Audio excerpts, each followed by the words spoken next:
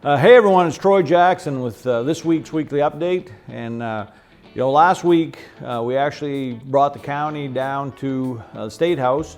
The Rustic Partnership for Progress was down there with a whole bunch of people from Rustic County talking about issues that are important to Rustic, things like energy and workforce development and things like that. We also had Roger Felix and his students from the Lauren Job Corps that was here and presented the flags at the opening of the session on Thursday. So it was really great to have a bunch of people down talking about county issues.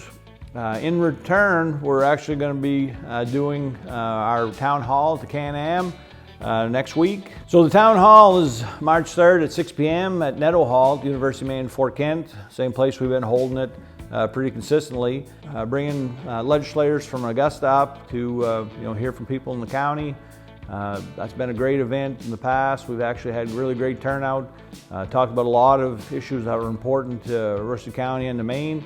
One of the things that had come up last year was when Toby Johnrow talked about the lack of lawyers in rural Maine. That actually led to our pilot project to create a law school at the University of Maine, Fort Kent. I mean, that's that type of back and forth with legislators talking about the issues that are affecting you that really makes me, excited about these town halls. It's something that I've always enjoyed doing. And so I'd really encourage you to come out, bring the issues that, you want out. There's going to be a group of Southern Maine legislators. I'll be there. And, just an opportunity to let people know what's driving you and the issues that are important to you.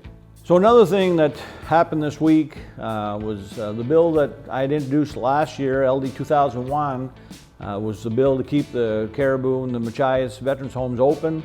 In that bill, in addition to making sure they stayed open with more funding, we were asking for a report back about some of the challenges. That report has actually come out this week. I don't think it was as encompassing as I would have liked. But it certainly, had some things in it that were important. I think we're going to dig into it more here in the legislature. This year's biennial budget that the governor has proposed has an additional amount of money in it. Congressman Golden, Senator Collins got an earmark for more money coming into the veterans homes. The report is going to give us an opportunity as the legislature to dig more into that. We're in as good a place we've been with the veterans homes in a long time.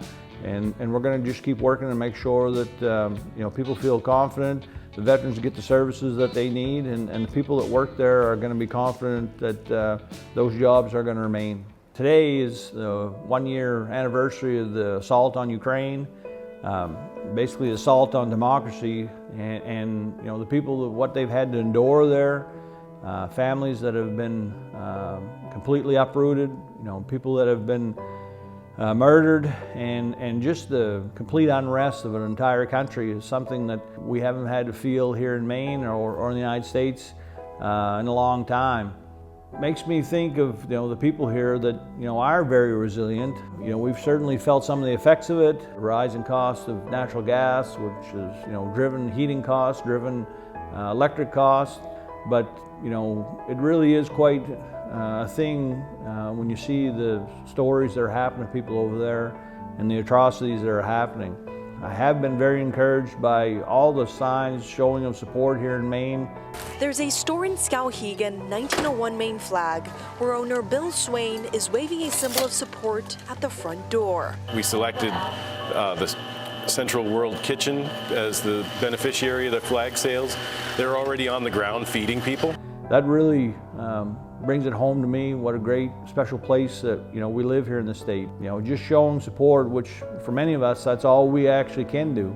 But it's important to let them know that there are people across the world that do believe that they're right, and what Russia's doing is completely wrong. And so that's why I think making sure that we mark that anniversary and continue to do whatever we can to support them continues. So that's the weekly report for this week. Once again, thanks for joining us. Look forward to catching up with you next week. Take care and be well.